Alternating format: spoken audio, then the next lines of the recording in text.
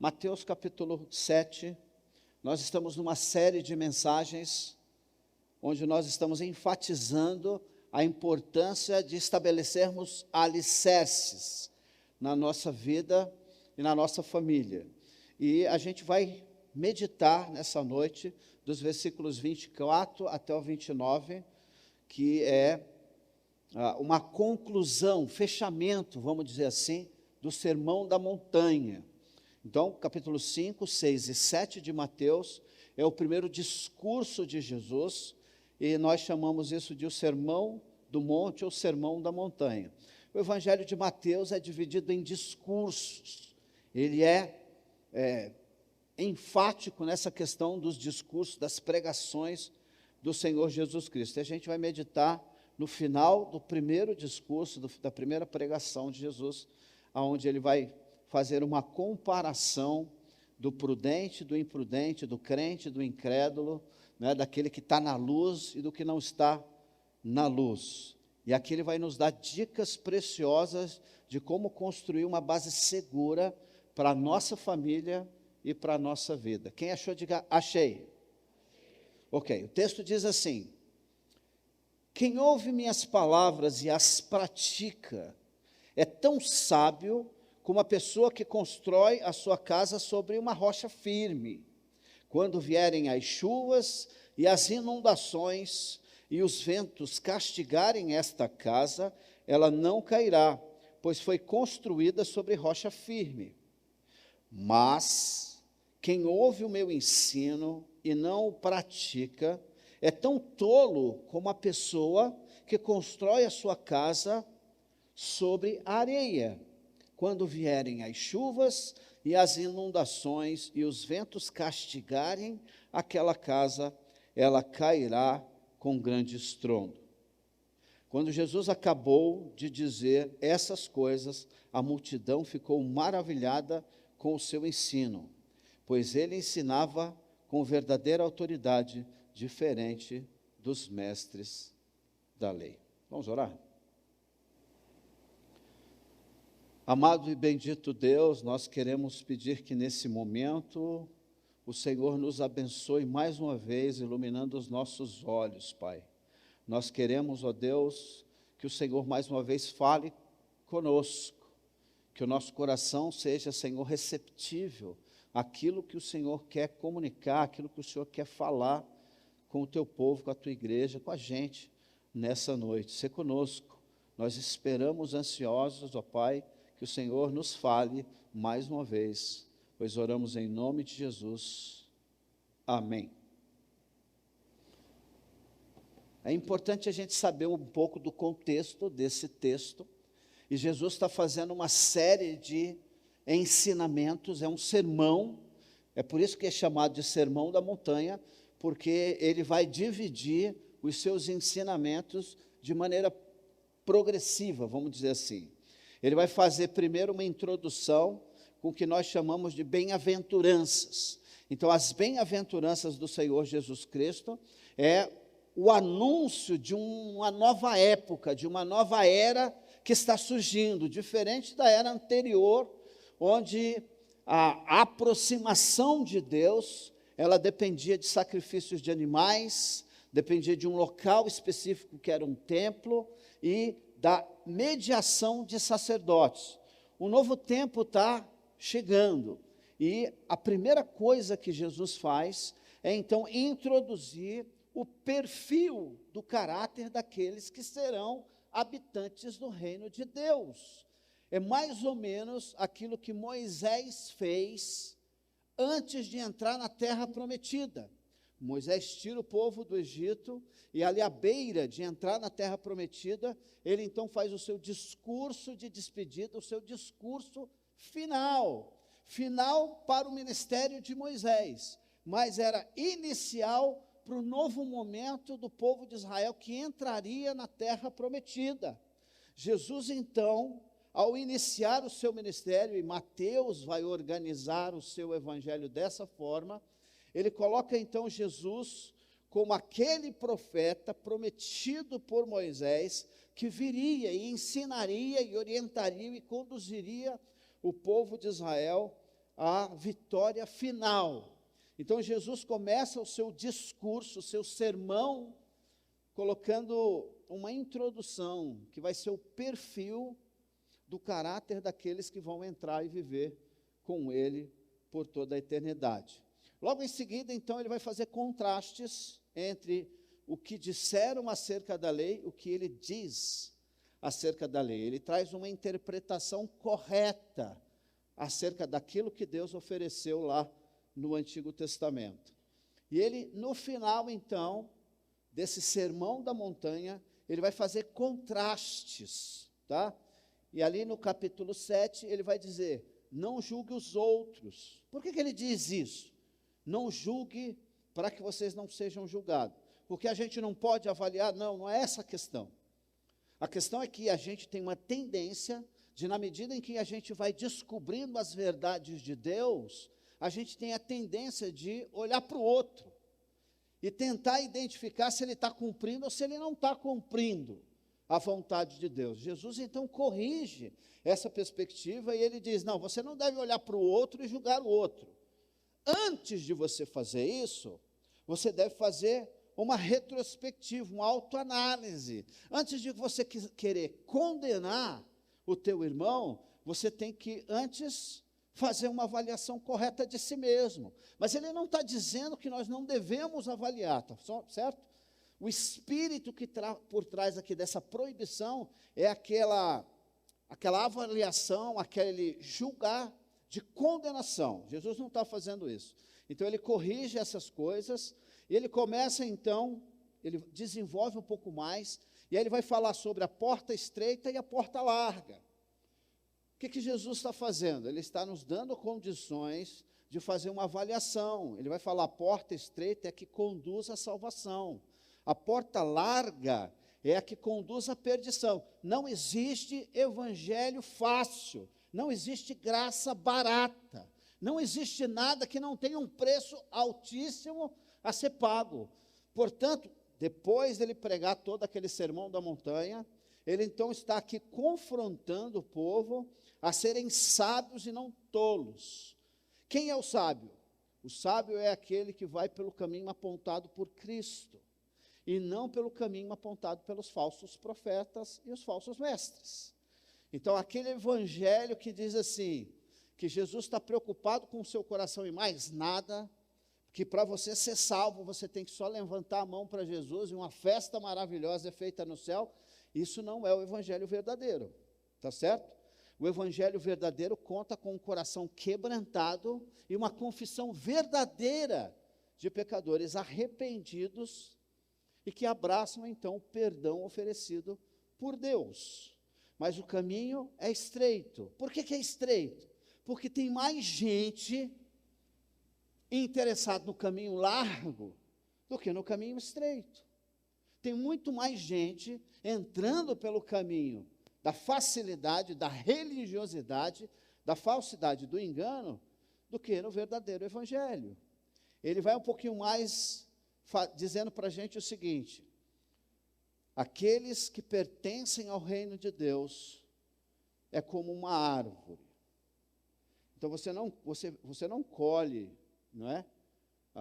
Figo de uma ameixeira. Então ele vai dizer assim, que os verdadeiros crentes, aqueles que nasceram de novo, aqueles que tiveram uma experiência espiritual, eles podem ser identificados pelos seus frutos. Não pelas declarações, mas pelos frutos, tá bom?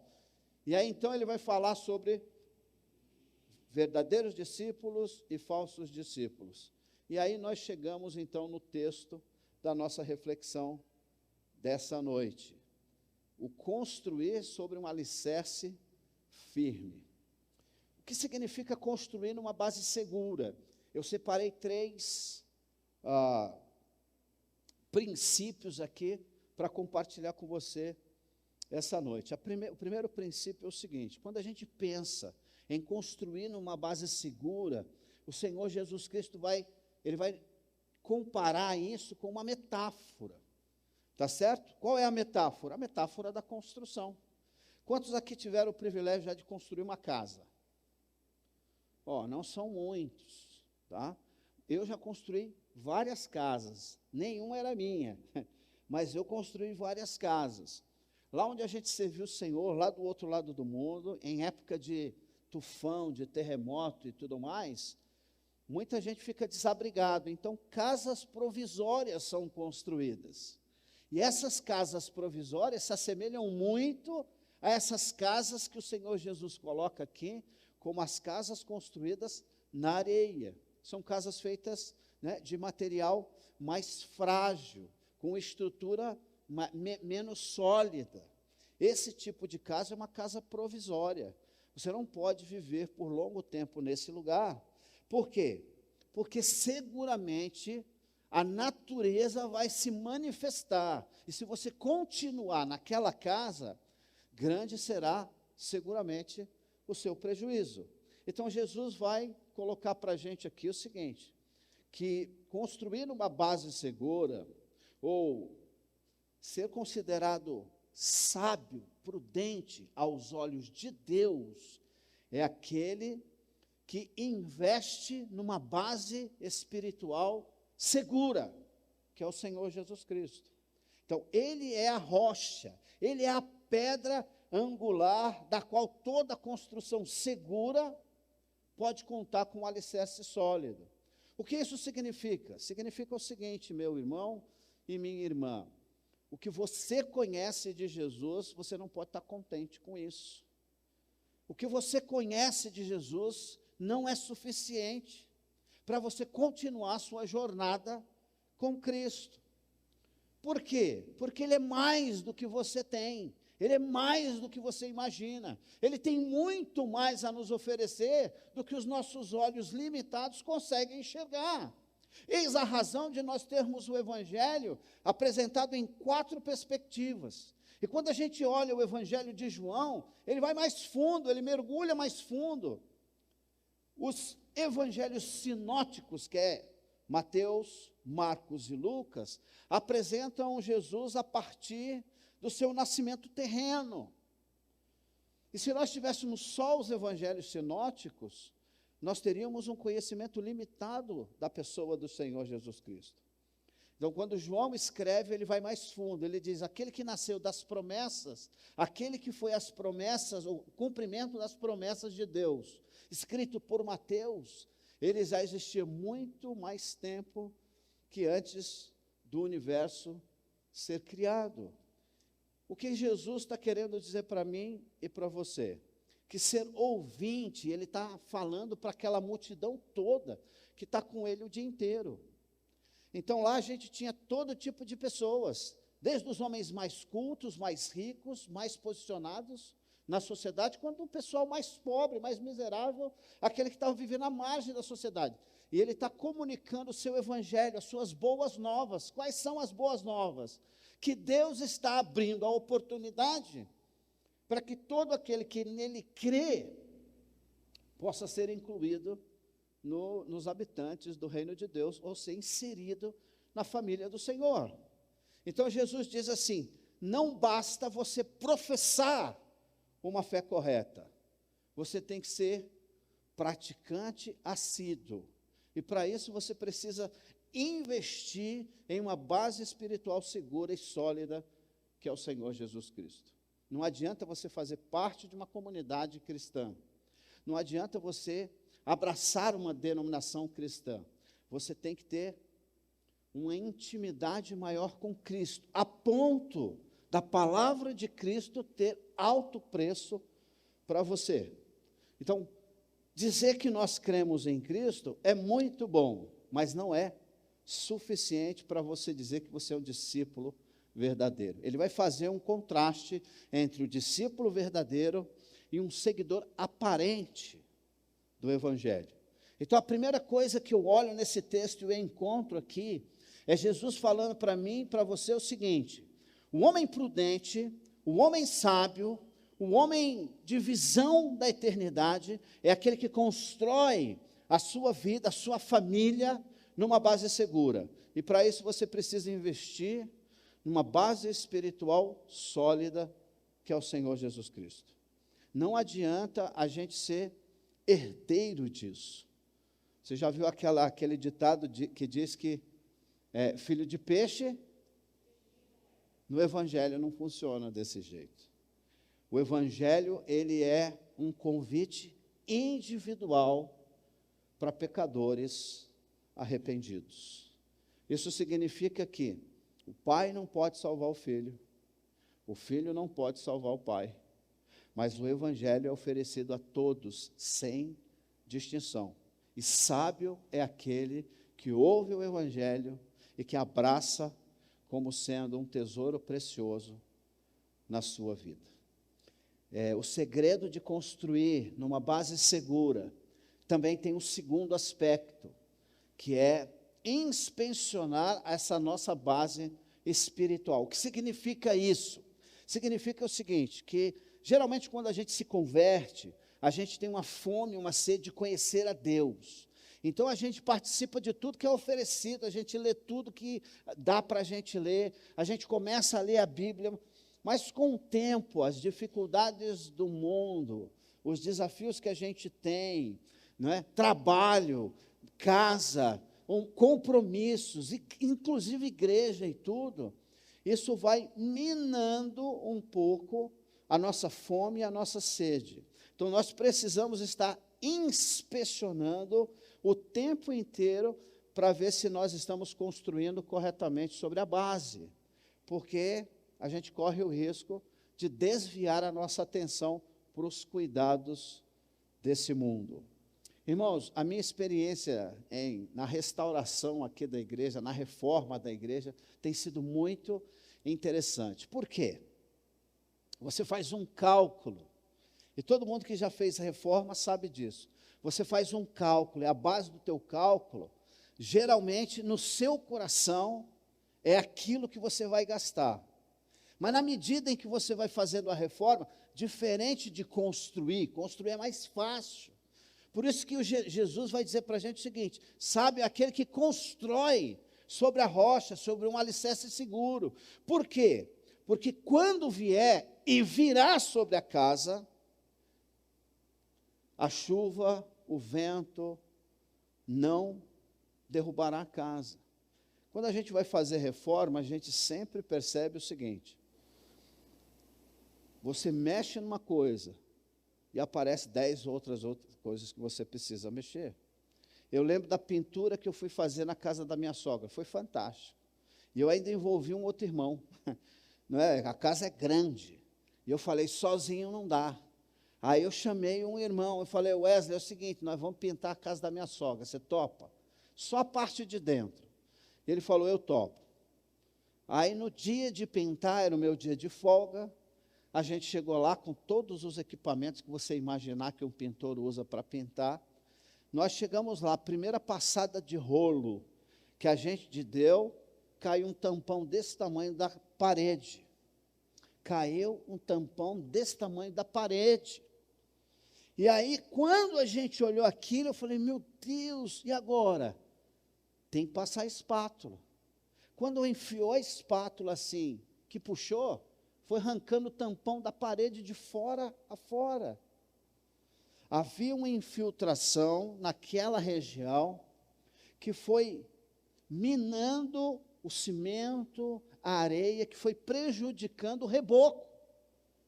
Quando eu digo que nós precisamos inspecionar a base, eu estou falando disso. A gente encontrou isso aqui na igreja. O pintor começou a pintar, daqui a pouco ele tinha um buraco. E para poder fazer um trabalho bem feito, tinha que tirar tudo aquilo. Meu irmão e minha irmã, isso tem tudo a ver com a nossa vida espiritual. Com o passar do tempo, se nós não formos investidores assíduos, se nós não estivermos o tempo inteiro investindo na leitura, na prática, na oração, na comunhão, na adoração, no culto, se nós não estivermos alicerçados corretamente na rocha, com o tempo, algumas infiltrações, né? Algumas danificações ou danos podem surgir na nossa vida espiritual. Assim como numa construção, você precisa inspecionar para ver se está tudo certo, na minha vida espiritual, na sua também é a mesma coisa. Antes de você olhar para o irmão para ver se a vida dele está toda certinha, você tem que fazer igual você faz na parede. Aí o Jacê, essa semana, me procurou e falou assim: pastor, vem cá. Aí ele foi lá na frente da igreja. Quem já reparou na frente da igreja? Você já reparou na frente da igreja? Pastor Carlos, é lindo, não é? Está bonita aquela frente da igreja, não está? Está lindo e maravilhoso. Está ou não está, Felipe? Aí ele pegou a chave, foi lá no cantinho, e falou assim: pastor, dá uma batida aí com a chave.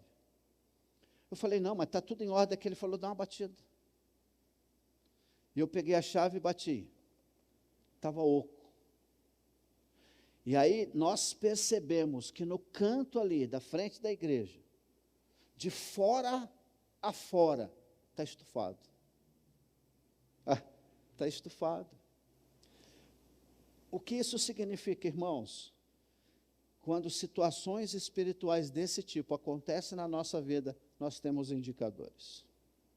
Nunca acontece algo desse tipo sem esse tipo de anúncio chegar primeiro. Quando o Senhor Jesus Cristo diz assim: o prudente é aquele que constrói a sua casa sobre a rocha e não sobre a areia, ele está falando o seguinte: nós precisamos não só estabelecer os alicerces, como também devemos inspecionar continuamente para ver se está tudo certo. É checar constantemente para ver se não existe alguma coisa que precisa ser restaurada na minha vida e na sua. E a terceira coisa que esse texto fala para mim e para você é o seguinte: que a gente precisa garantir que as nossas bases espirituais permaneçam na base sólida e não saia da rocha, do alicerce, que é o Senhor Jesus Cristo. Uma vez me falaram que a gente pode comparar a liberdade cristã com um trem, de alta velocidade. Quando você bota o trem no trilho e você coloca ou eletricidade nele, ou pressão, né, ou vapor no trem, ele sai em disparada. Ele pode pegar 100 quilômetros, ou ele pode pegar 200 quilômetros, ele pode pegar quase 300 quilômetros por hora, se ele estiver bem seguro no trilho. Mas se ele sair do trilho, aquela grande máquina, aquele poder extraordinário de transporte, ele não sai do lugar. E Jesus vai fazer para mim e para você uma metáfora, dizendo o seguinte: aparentemente todos são iguais. Aparentemente todos são iguais, como quem constrói uma casa. É impossível você identificar o problema baseado no que você consegue ver do exterior. Por quê? Porque tudo tem a ver com as bases espirituais que foram lançadas. E ele vai dizer o seguinte: o prudente é aquele que ouve a minha palavra, crê naquele que me enviou e põe em prática imediatamente na sua vida e na vida da sua família. E não é por acaso que ele usa a metáfora da casa, porque a casa é o local onde você abriga quem? Toda a tua família. A casa é o lugar onde você encontra segurança, conforto, descanso. Ele vai usar essa figura da casa para dizer que não só a minha vida, mas a vida da minha família, ela deve ser alicerçada de maneira correta. E nós precisamos investir na base espiritual, inspecionar continuamente para ver se está tudo em ordem e garantir que ela realmente está alicerçada na rocha. Por quê? Porque todos nós passaremos por um teste, uma avaliação. Alguns anos atrás eu fui convidado para ir a Brasília. Rapaz, Brasília é uma cidade maravilhosa, mas é seca como um deserto. Foi uma cidade construída no meio do sertão, um negócio seco mesmo. E eu não tinha dinheiro. E a pessoa que me convidou disse assim, não, é por conta da empresa. Eu falei, não estou entendendo. Ele falou, não, a empresa onde eu trabalho, ela tem veículos de teste. E para avaliar o desempenho do automóvel, ele tem que passar por diversos testes, inclusive testes de rodagem. E eu falei, não precisa pagar nada? Ele falou, não.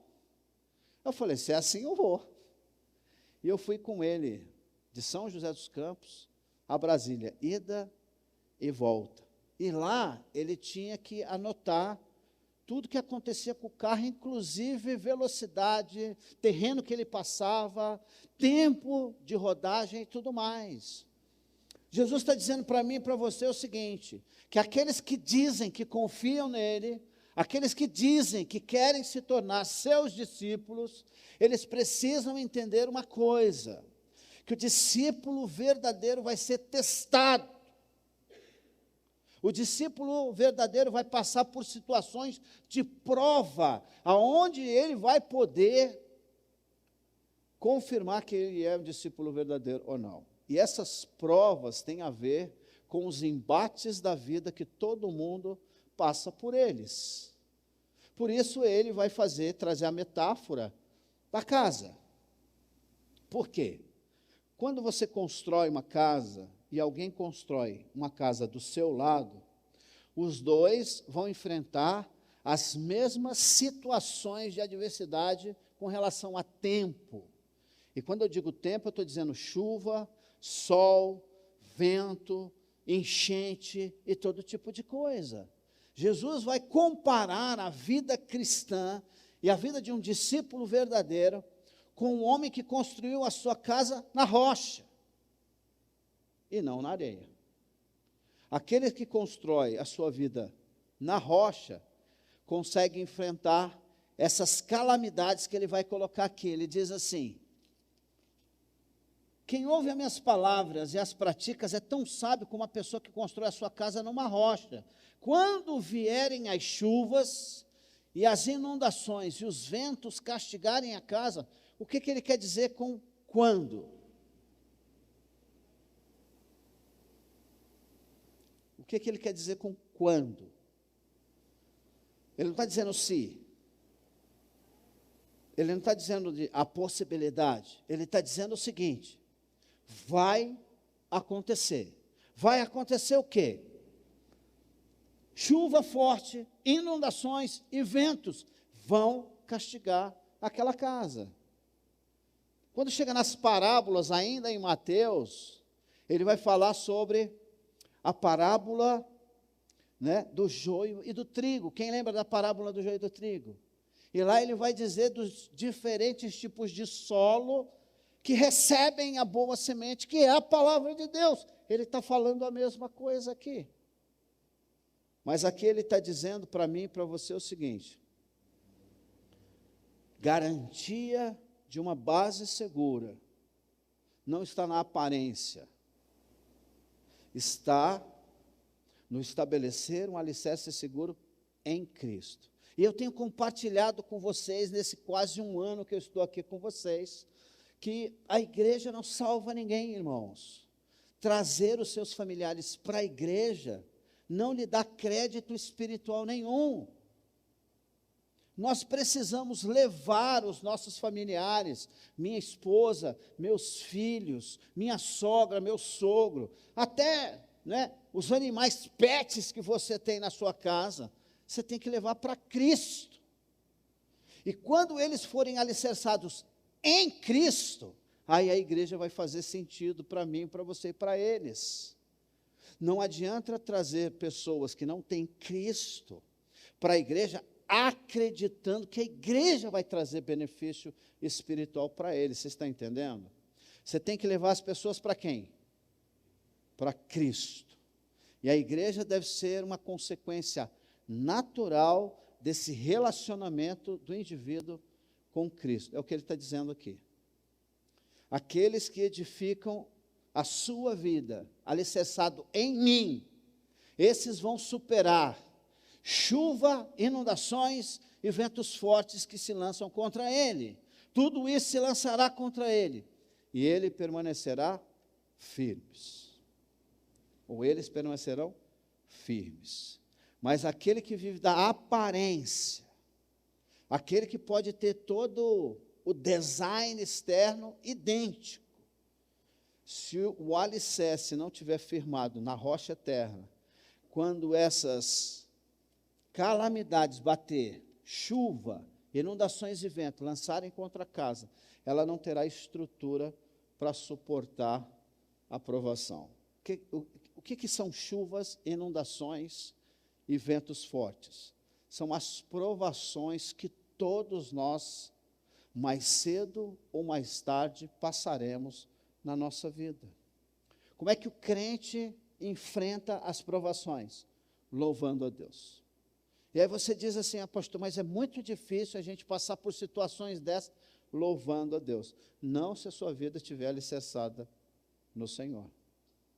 Não se você estiver construindo uma base segura, firmada na palavra de Deus. Se você experimentar isso, ainda que você seja perseguido a ponto de ser apedrejado, o fruto que vai sair da sua boca e da sua vida vai ser cânticos de louvor, hinos de gratidão e adoração ao nosso Deus. Alguém pode dizer amém? Quando Paulo e Silas, eles foram perseguidos e apedrejados, lançados na cadeia, em plena meia-noite. Muito interessante esse texto. Eles não conseguiam dormir, porque as costas estavam retalhadas do castigo que eles sofreram. Eles cantaram um hino de louvor ao Senhor, e as cadeias tremeram, as correntes despedaçaram-se sozinhas, e as portas do cárcere foram abertas. Por quê? Porque aqueles homens estavam tendo experiência espiritual de libertação, algo sobrenatural que estava acontecendo na vida dele, e que todo aquele que tem a sua vida alicerçada no Senhor, mais cedo ou mais tarde, de uma forma ou de outra, vai experimentar. Para finalizar a nossa meditação, eu tenho algumas lições que eu extraí desse texto, eu queria que você levasse para a sua casa. 4 lições preciosas para você carregar com você nesse dia tão especial que nós consideramos o Dia das Mães. Que as nossas mães sejam ricamente abençoadas pelo Senhor com sabedoria, discernimento espiritual e muita saúde. Alguém pode dizer amém?